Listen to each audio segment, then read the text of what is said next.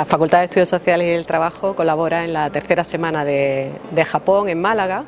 Venimos colaborando desde su primera edición a través de Okami, gestora cultural, que desarrolla pues un lazo, ¿no? Una conexión entre Málaga y Japón desde hace ya varios años, interrumpidas las ediciones por la pandemia.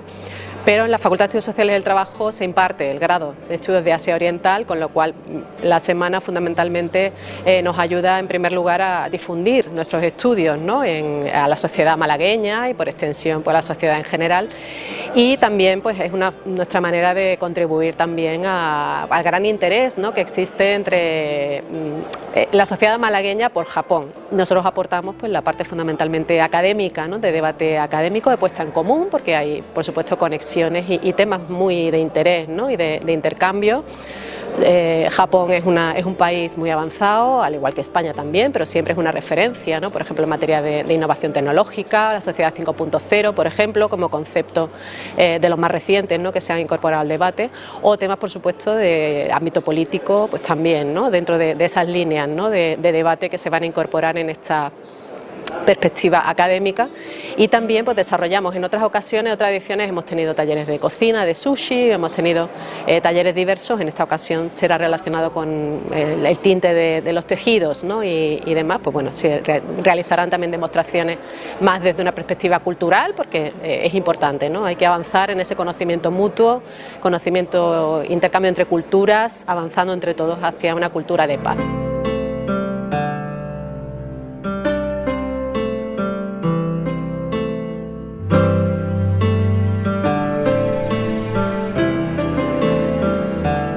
En el trasfondo de todos estos problemas de seguridad está el gran tema.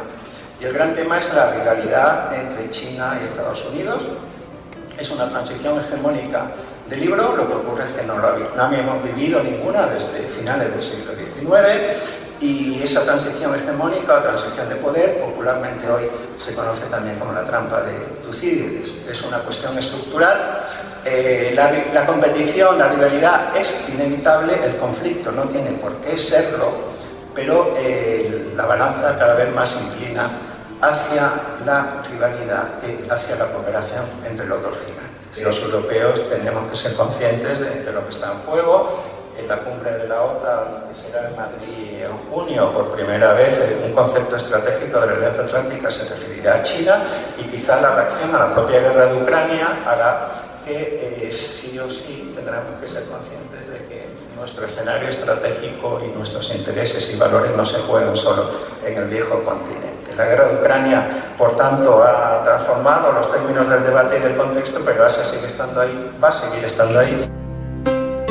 Claro, la otra tendencia es, por eso decía que esto viene de atrás, que es una tendencia muy grande al aumento de los presupuestos de defensa. No es una cosa de este año ni del anterior, no, hay una tendencia muy grande, porque los países ya han ido viendo que el sistema internacional, ese orden internacional liberal está en declive, y todos los países llevan unos años aumentando su presupuesto de defensa a pesar de todos los problemas de la crisis económica, del COVID, etcétera, etcétera. Esta idea de la soberanía estratégica que está llevando a China a intentar recuperar lo que ellos piensan que es el territorio histórico que ha dominado pues, todas las dinastías, sobre todo la última dinastía aquí, pero algunas otras anteriores, ¿no? Y entonces, para China no existe los acuerdos internacionales de fronteras, porque dice que, bueno, que todos los han tenido que firmar en su mayor medida en época de las que eran acuerdos poco ventajosos para China, y ha tenido que renunciar a sus derechos, ¿no? Lo podemos encontrar, este es un mapa muy claro, los hotspots, ¿no? Y que nos lleva, claro, a una conflictividad cada vez más grande. Evidentemente la guerra de Ucrania va a hacer que China se mire esto de otra manera, ¿no? Pero eso no quiere decir que, como estaba comentando Fernando antes, sobre todos los problemas que tiene fronterizas con la India, que básicamente es que toda la frontera entre India y China está reclamada por China. Claro, los acuerdos que tuvo el Raj británico con la dinastía en su momento, y ahora los chinos dicen que eso que ellos no reconocen eso, ¿no? Y por supuesto el problema de las islas Senkaku, el problema de Taiwán. ¿Es la democracia un componente de ese orden internacional basado en reglas? Bueno, pues las acciones de Japón van en uno y otro sentido, porque es verdad que se relaciona con países que sí son democracias, que han construido ese orden internacional basado en reglas en el orden internacional general, y también se relaciona con países que no son democracias y que forman parte de ese Indo-Pacífico. Pero bueno, para no alargar esto y no hacer disquisiciones que en realidad no nos llevarían a ninguna parte, vamos a convenir en que, al menos en estos 10 minutos, que este orden internacional basado en reglas tiene algún componente claro en los que todos podríamos estar de acuerdo. Primero es que está inspirado en la Carta de Naciones Unidas, en los principios de la Carta. Claro, decir ahora que los principios de la Carta forman parte del orden internacional basado en reglas con una invasión, utilización ilegítima de la fuerza, violación de la integridad territorial de un Estado, no parece muy serio, pero esta es una excepción y hay que contemplarla como excepción. Es decir, el orden basado en reglas sí que existe porque vemos la invasión de Ucrania como una excepción. Y entonces la Carta de Naciones Unidas y los principios en ella contenidos formarían parte de ese orden. También estaría la observancia del derecho internacional, a pesar de lo que señala Lavrov. Bueno, pues el derecho internacional, las normas internacionales, tratados y costumbre internacional formarían parte de este orden internacional. Y también algunos autores añaden el bien común de la humanidad, que este es otro concepto pues, también indeterminado. Por eso podemos decir que la época dorada, digamos, de las relaciones entre China y Japón en la parte económica se producen hasta el año 85, ¿no? Luego ya poco a poco hay un deterioro de las relaciones por el cambio de los libros de texto en las escuelas y por, en fin, entra también el problema de las islas diarias, el Kaku, que Herencia opina de hecho que se dejaran para otra generación, ¿no? Pero he querido precisamente referirme a este inicio de las relaciones económicas entre las dos potencias. Hoy en día, como ya ha dicho Fernando, Japón forma parte de la Asociación Económica Integral Regional que lidera China y que tiene a 15 países y que es fundamental en el área del Indo-Pacífico, ¿no? India en el último momento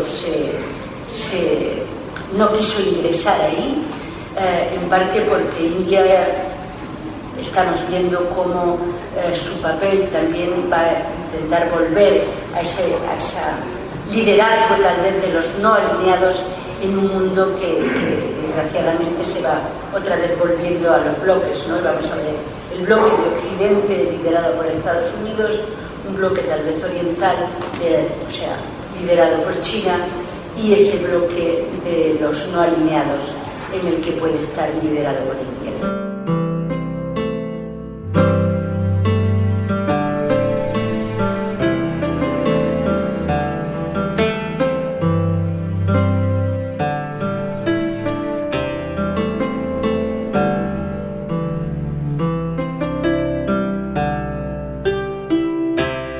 Estrechamente vinculada al concepto de sociedad 5.0 está la estrategia de inteligencia artificial, que también pone en su centro el ser humano, incluido un factor que se considera crucial y que todos consideramos crucial en nuestros países, ¿no? Que es la formación de recursos humanos. Pues en Japón, como en casi todos los países, faltan personas capacitadas para utilizar la inteligencia artificial y las nuevas tecnologías. Hay un déficit en gente formada de cara a esta revolución, un déficit de skills, ¿no? No hay en Japón, ni en España, desde luego, ni en Estados Unidos, ni en Inglaterra, suficientes ingenieros para cubrir la demanda. Y por eso han hecho un programa muy interesante que es utilizar a los ingenieros ya un poco más mayores, que saben matemáticas, que saben usar conceptos, que saben usar programas, para capacitarnos para la inteligencia artificial y las nuevas tecnologías, ¿no? Pero la sociedad japonesa en su conjunto no está estructurada para facilitar el uso de la inteligencia artificial, y se trata justamente también de estructural. Hay también un temor de Japón a quedarse atrás en avances importantes. Yo creo que hay dificultades para que el público entienda este concepto y a veces la gente en Japón, como en el resto de las sociedades, tiene un cierto miedo y aversión a la automatización porque cree que va a perder sobre todo privacidad, va a generar mayor desigualdad y van a perder puestos de trabajo. La iniciativa japonesa señala 5 muros a derribar. Uno es los ministerios y agencias, el sistema jurídico con reformas regulatorias, las tecnologías para formar unos cimientos de conocimiento. A veces la administración japonesa está muy retrasada en la adopción de tecnología, los recursos humanos y la aceptación social.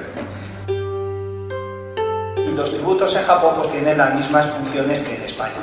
Pero hay una diferencia importante entre Japón y España, que se aprecia en esta gráfica, que es el alto nivel de endeudamiento que existe en Japón. Japón no está en la Unión Europea, como es obvio y evidente, y no está sometido a las leyes de estabilidad presupuestaria que, en teoría, nosotros también estamos sometidos, aunque nos las saltamos constantemente. Pero, sin embargo, en Japón tiene un pequeño problema financiero. Y como ven en esta gráfica, que es del Ministerio, son datos del Ministerio, en la línea roja son los gastos, el gasto público, y la línea azul son los ingresos.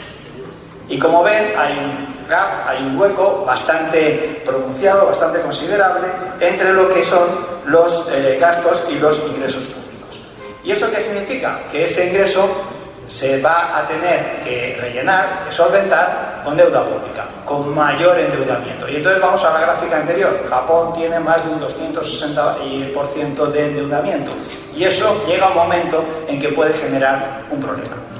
¿Por qué digo esto y por qué tiene esto que ver con el tema que voy a analizar? Pues fíjense que los entes locales en Japón también tienen algunos problemas de financiación, también tienen problemas para mantener a la población en sus núcleos y tienen problemas para generar riqueza en sus territorios.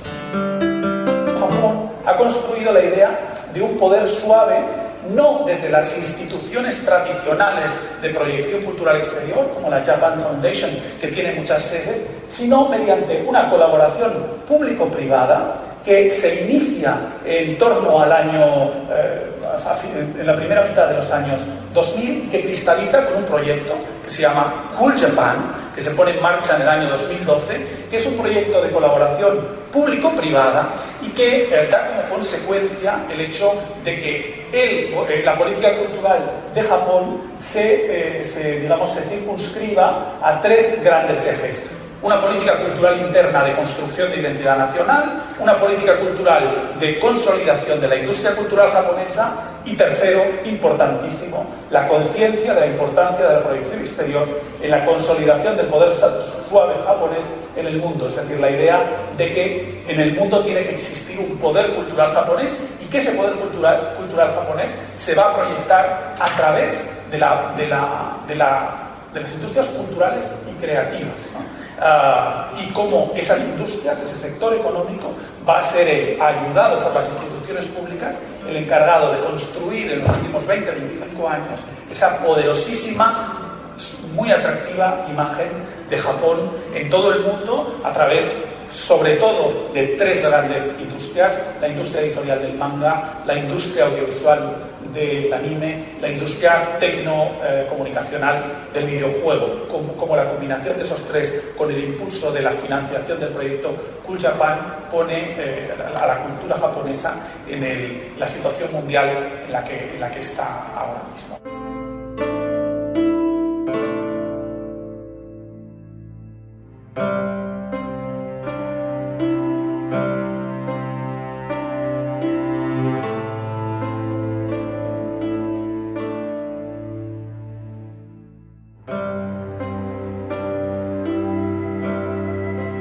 Yo trabajo en textil con muchas técnicas, el bordado, el shibori, el ikat, utilizó telares. En el tejido hay muchas técnicas. Bueno, una de ellas es el chevauché.